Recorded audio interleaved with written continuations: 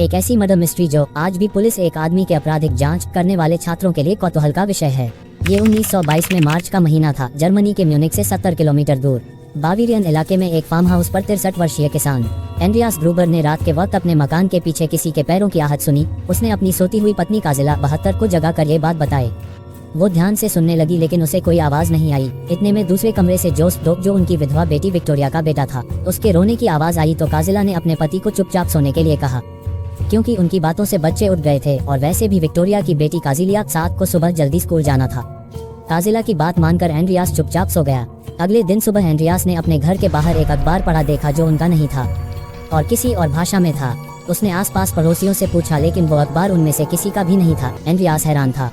तभी उसकी नजर अपने मकान के पीछे बर्फ में बने पैरों के निशान पर गई। मकान के पीछे कोई नहीं जाता था क्योंकि वहाँ कंटीली झाड़ियाँ थीं। उसने घर में सबसे पूछा लेकिन सबने कहा कि वो मकान के पिछले भाग में नहीं गए थे।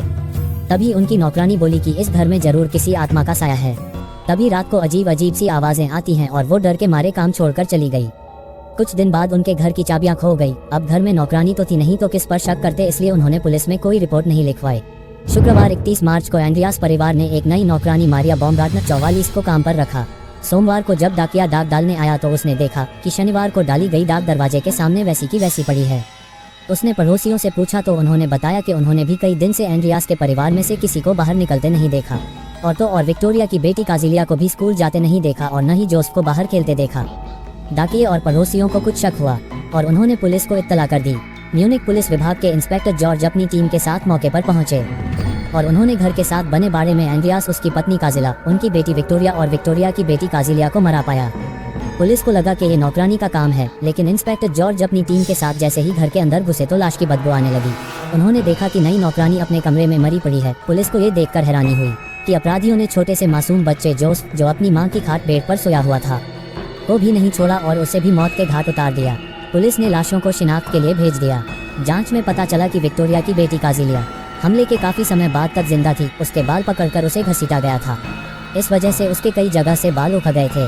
इन सब को किसी धारदार हथियार, शायद कुदाल से मारा गया था, लेकिन पुलिस को कुदाल या कोई नुकीला हथियार बरामद नहीं हुआ। एंड्रियास का कोई पास का संबंधी नहीं था और न ही उनके घर ज्यादा किसी का आना जाना था, इसलिए पुलिस हत्या का कारण तलाश कर रही थी। जर्मनी का ये एक बड़ा भयानक हत्याकांड था, इसलिए पुलिस जल्द से जल्द अपराधियों तक पहुंचना चाहती थी। पुलिस ने 100 से ज्यादा लोगों को हिरासत में लेकर पूछताछ की लेकिन कोई सबूत हाथ नहीं लगा।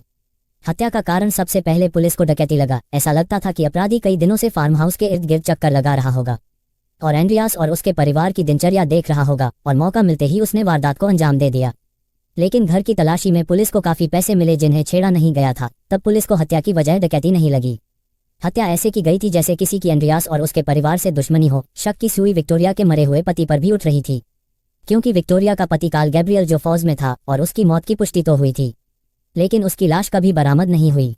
वैसे भी एंड्रियास के पड़ोसियों का कहना था कि एंड्रियास की मौत के बाद उन्होंने उसके घर में किसी की छाया देखी थी और चिमनी से धुआं निकलते देखा था। पुलिस ने जांच की लेकिन कुछ भी पता नहीं चला।